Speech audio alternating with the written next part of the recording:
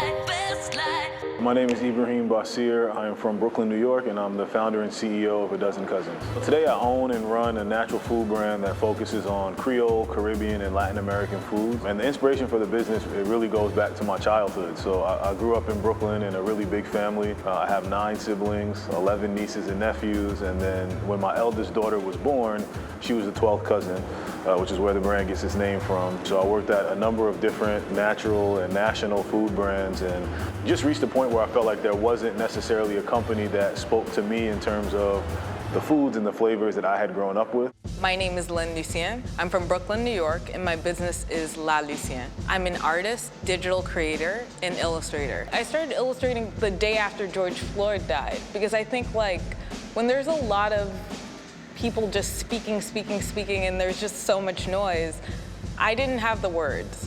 And that's not the way that I communicated. The data would tell us that for sure it's a harder path for entrepreneurs of color. One thing that comes to mind, of course, is just access to capital. I didn't have that, and so really from day one, we've had to kind of go out, raise capital, pitch it on the backs of my ideas, my experience in the industry. The primary issue or obstacle that I faced being in the illustration space was realizing that the illustration world is very much not Black. So literally throughout history and publications, we aren't in control of our own depiction. When I found out that I was selected for this partnership, I was incredibly excited.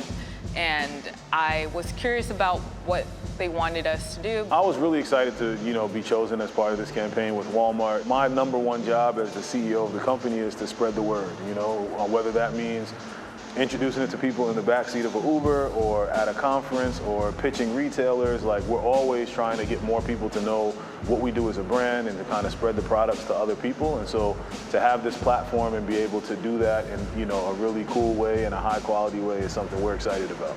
I think Black and Unlimited is 2 things. Someone who is curious and acts on it, and someone who wants to use their vision to better their communities.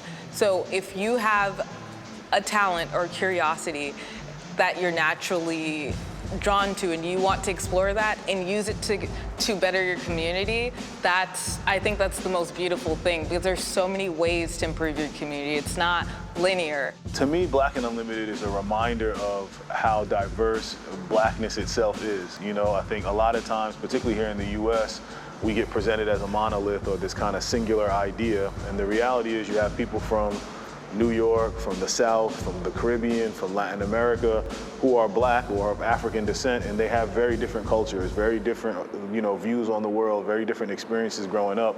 And I think this phrase is a good reminder of that. I was really excited to find out that I'd be paired with Lyne on this project.